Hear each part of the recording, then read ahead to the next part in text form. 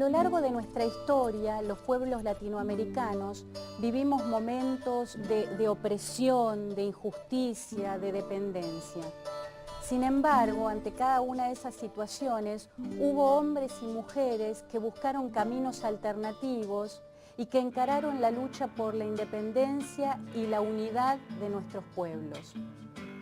Hombres y mujeres como Túpac Amaru, Micaela Bastidas, José de San Martín, Simón Bolívar, Emiliano Zapata, Augusto César Sandino y Eva Perón fueron los abanderados de una causa libertaria y del sueño de una patria grande en la que impere la igualdad y la justicia social.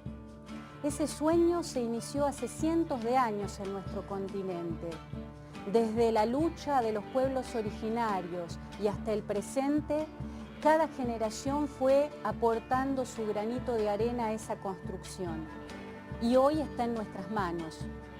Somos nosotros, con nuestra participación, con nuestro compromiso social, los encargados de hacer realidad ese sueño, el sueño de los libertadores.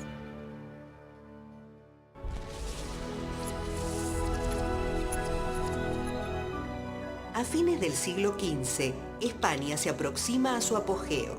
La caída del Reino Moro de Granada consuma la soberanía territorial y destruye su poder político. 9 meses después, el almirante de la mar, don Cristóbal Colón, incorpora América a la geografía mundial.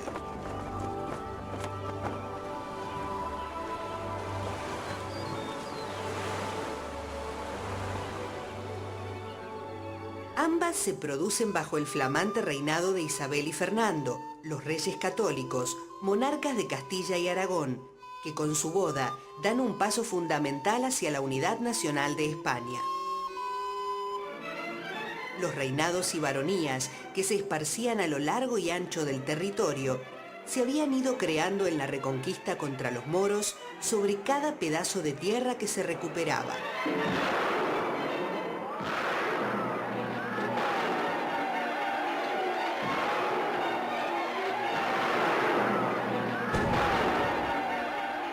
Cada una de ellas había heredado del fragor de esa cruzada un encarnizado individualismo que se resistía a la centralización del poder. De hecho, y aunque parezca mentira, Isabel y Fernando debieron casarse disfrazados de campesinos en la choza de unos pobres arrieros para eludir la férrea oposición a esa boda de la nobleza castellana. Castilla daba hacia el Mediterráneo y hacia el Atlántico. Y ella, al casarse con el heredero de Aragón, llevaba a Castilla hacia una política mediterránea. Los propios reyes católicos expresaban claramente el carácter precario de la unidad alcanzada. Mientras que en la Castilla de Isabel predominaban los intereses señoriales, en el Aragón y Cataluña de Fernando prosperaba la burguesía de los puertos marítimos, vinculados al comercio con Europa y Oriente. Así, en su propio seno, la monarquía que buscaba la organización de una sola nación había logrado unificar su cabeza, pero no sus cuerpos. Finalmente, se llegaba a un solo reinado, pero este reinaba para 2 Españas. En un momento determinado, cuando se termina la reconquista contra el Reino Moro de Granada, los reyes apoyan un proyecto que en principio era muy barato, que no tenía demasiadas complicaciones y que si las tenía, bueno, pues tampoco perdían tanto. Y tuvo la suerte de toparse con un continente nuevo. La búsqueda de un camino hacia el Asia era el resultado no solo de esta necesidad española, sino también de la creciente exigencia de metales preciosos y de una expansión del comercio mundial que se evidencia a fines del siglo XV. Las formas capitalistas de producción se abrían paso irrefrenablemente.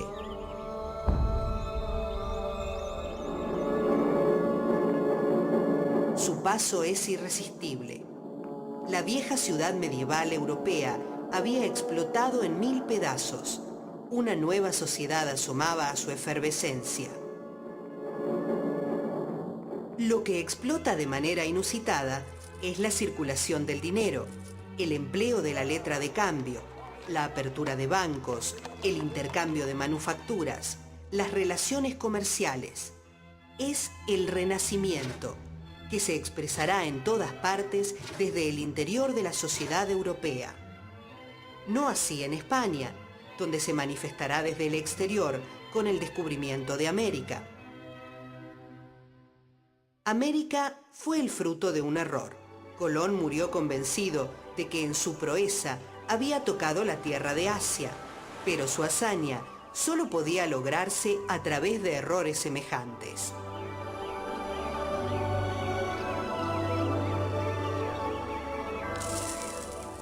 El capitalismo europeo en crecimiento, envuelto en la bruma medieval, buscaba el camino de las especierías asiáticas.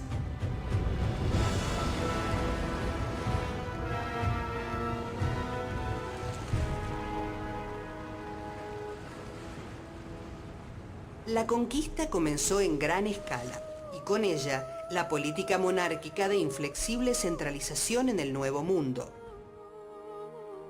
La corona no quería comprometer al tesoro real en las expediciones, pero al mismo tiempo exigía que se preservaran sus derechos en los mares y tierras por descubrirse.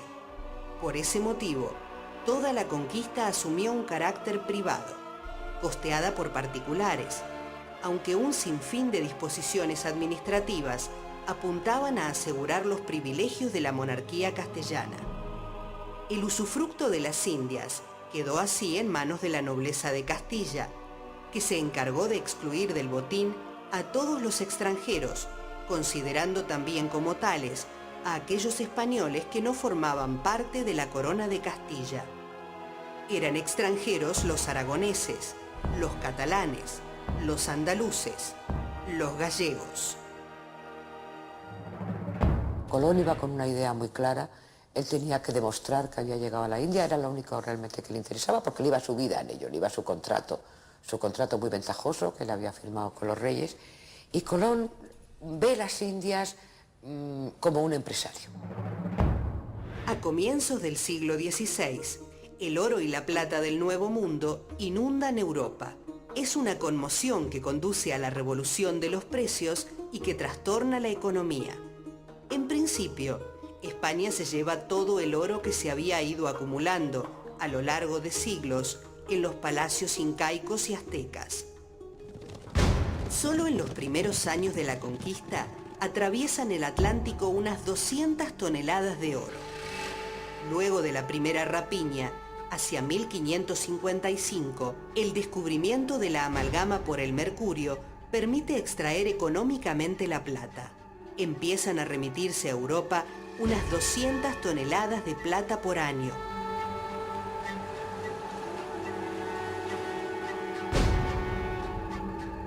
Un siglo después, se calculaba en alrededor de 18.000 toneladas la plata que había viajado de las Indias a España.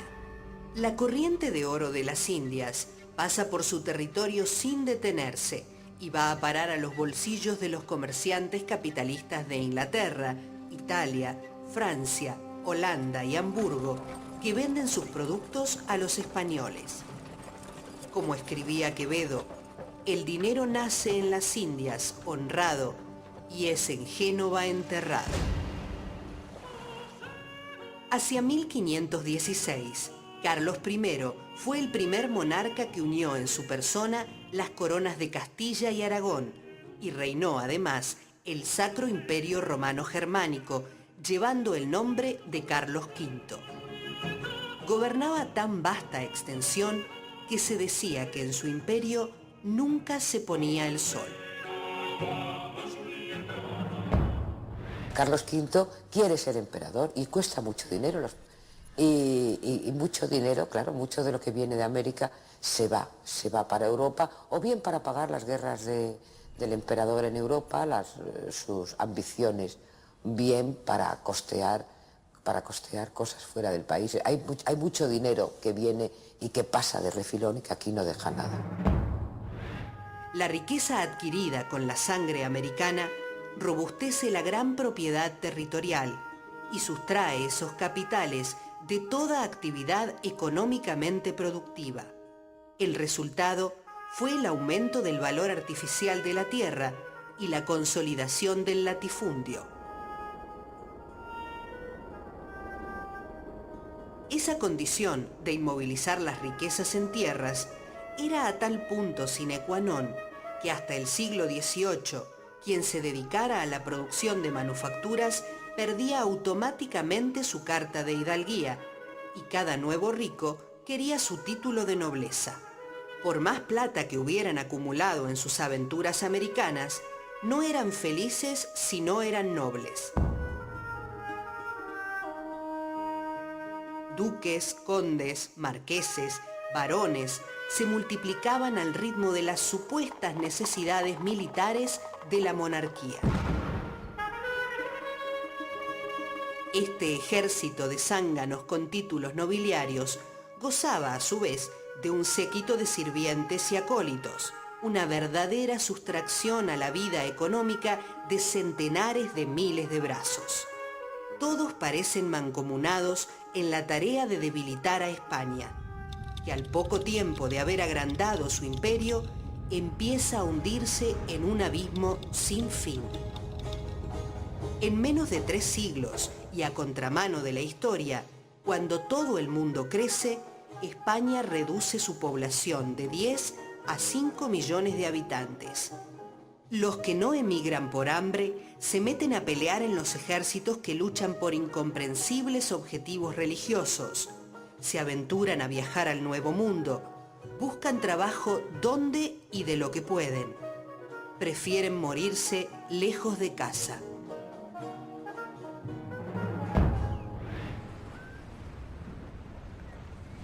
En el nuevo continente vivía un conjunto heterogéneo de sociedades, tribus, grupos étnicos separados entre sí por distancias inmensas, costumbres distintas e incomunicados por centenares de lenguas y dialectos. Los incas y los aztecas habían construido sociedades ricas y complejas. Pero al margen de ambos imperios, lo que se encontraban eran ruinas de antiguas civilizaciones o grupos que vagaban de aquí para allá, cazando, pescando y temiendo al rayo que iluminaba los cielos.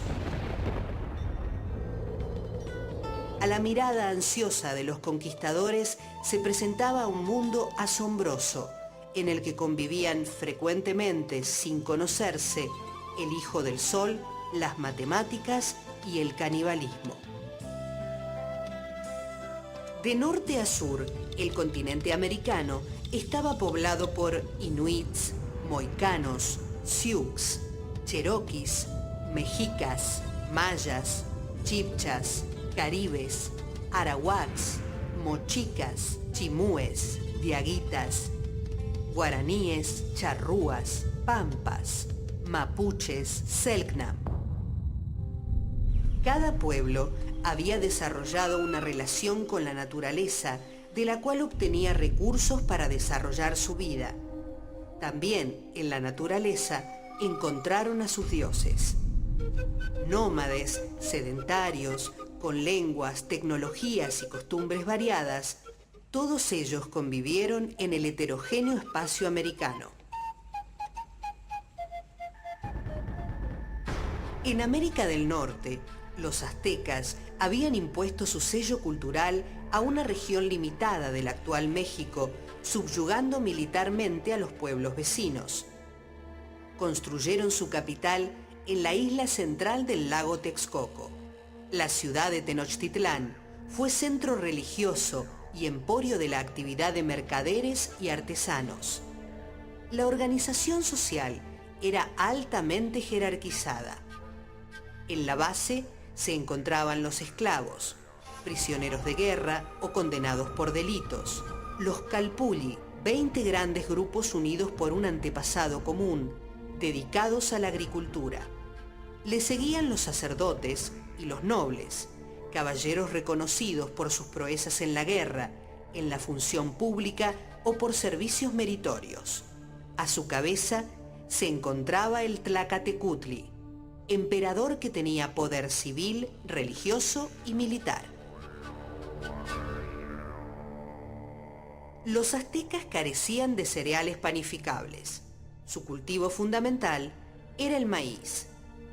La ausencia de grandes cuadrúpedos les impedía acceder a la carne y a la leche, y por ende a una alimentación completa.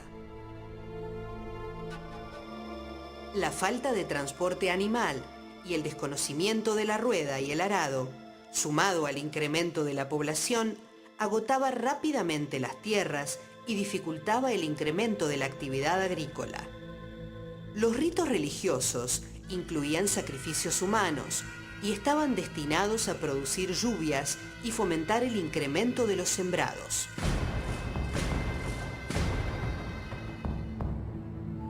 Los aztecas conocían la escritura, el manejo de un calendario y tenían nociones de aritmética y astronomía. Descollaban en el arte de la orfebrería, el dibujo y la arquitectura. Fue en tiempos de Moctezuma cuando unos 600 españoles en 11 buques llegaron a las costas de Tabasco. Sometidos los indígenas de aquella zona, se dirigieron a Tenochtitlán, donde luego de ser bien recibidos por Moctezuma, lo tomaron prisionero y sometieron a los aztecas. La superioridad del armamento, el temor a lo desconocido, caballos, armaduras y la idea de que eran enviados del dios Quetzalcóatl promovieron la victoria de los españoles. La devastación practicada por los invasores fue de tal magnitud que buena parte del pasado prehispánico aún continúa siendo una incógnita para los investigadores.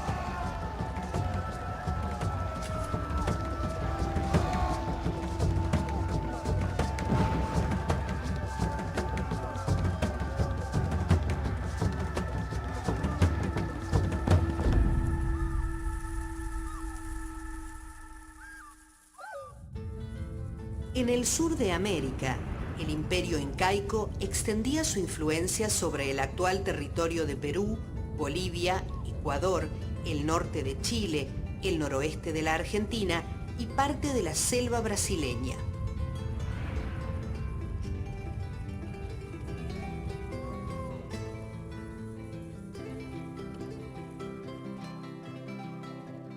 La sociedad incaica se fundaba en la propiedad colectiva de la tierra, en el cultivo del maíz, la papa y la domesticación de la llama y la alpaca.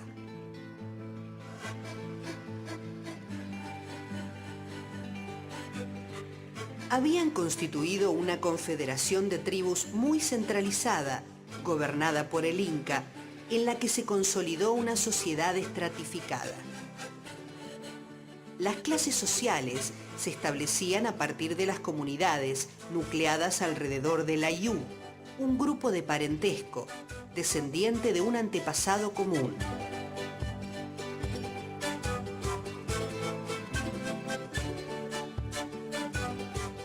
Los integrantes del Ayú trabajaban la tierra en forma colectiva y con espíritu solidario. Luego se encontraba la aristocracia, compuesta por grandes señores cercanos al Inca, los jefes militares y los funcionarios. Seguían los sabios y sacerdotes, llamados amautas. Y en el extremo superior de la pirámide, el Inca, hijo del sol.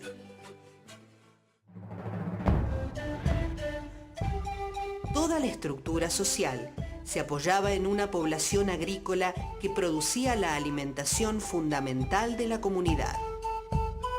Pese a su desarrollo, no habían accedido a la escritura, desconocían la rueda, el manipuleo de metales, el vidrio, el trigo y el caballo.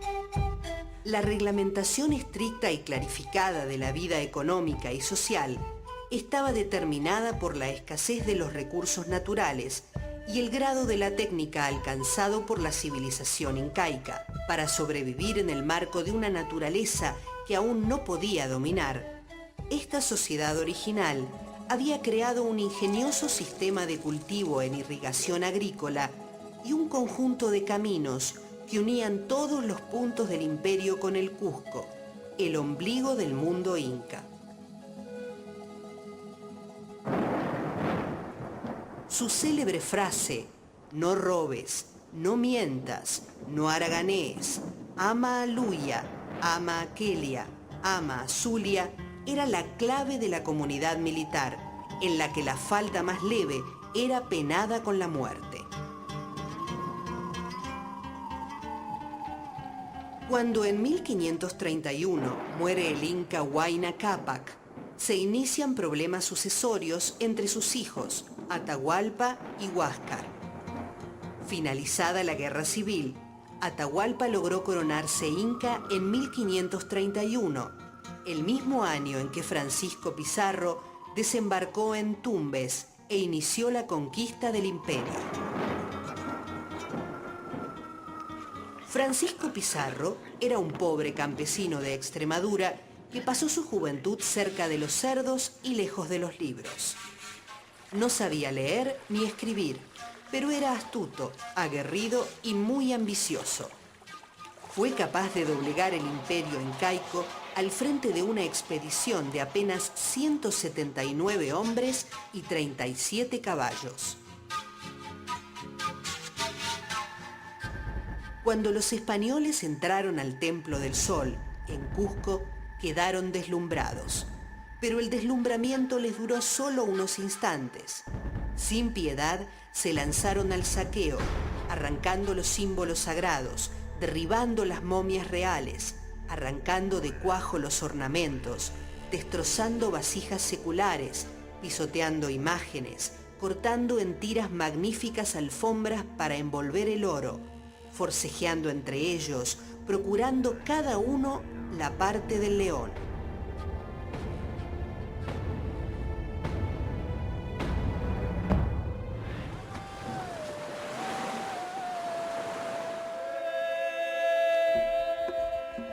Pero los españoles no fueron los únicos en llegar a América.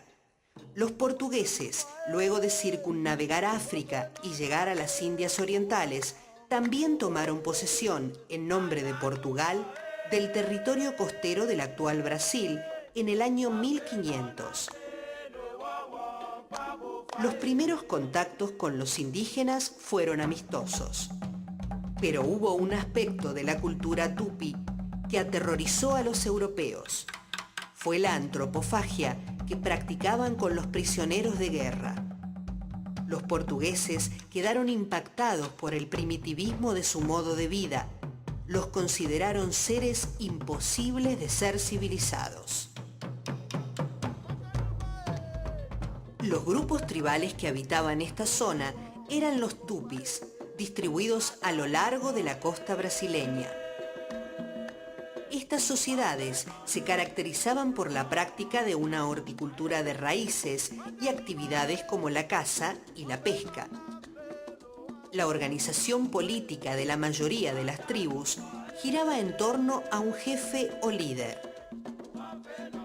Atribuían el desarrollo de los fenómenos naturales a héroes mitológicos, y sus sacerdotes, los chamanes, tenían gran conocimiento de medicina y podían comunicarse con los demonios y fantasmas del bosque. Centrada en la explotación de las riquezas orientales, la corona portuguesa descuidó este territorio. Será recién hacia 1530, gracias a las posibilidades de explotación mercantil del árbol llamado palo Brasil y ante la eventual invasión de españoles o franceses, que el rey de Portugal decide instalar en el territorio algunas factorías, luego organizarlo en 15 capitanías generales que se extendían a lo largo de la costa.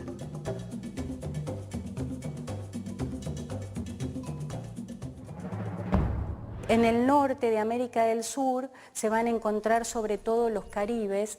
Todos estos eran pueblos guerreros, de manera que, si bien algunos pudieron ser sometidos para trabajar en las grandes plantaciones, otros escapaban hacia la región del Amazonas y esto generó la necesidad de demanda de mano de obra y por eso comenzaron tanto españoles como portugueses a traer mano de obra negra esclava desde el África. Pero, si se considera en su conjunto la escritura maya, la arquitectura preincaica chimú, los indios nazca como ceramistas, los calendarios aztecas o toltecas, las carreteras y tejidos incaicos, resulta evidente que la vieja América ofrecía un rico cuadro multicultural que no ha podido ser exterminado por completo. Algunos de sus elementos sobreviven y forman parte del grandioso proceso de fusión entre europeos y autóctonos engendrado a lo largo de los siglos.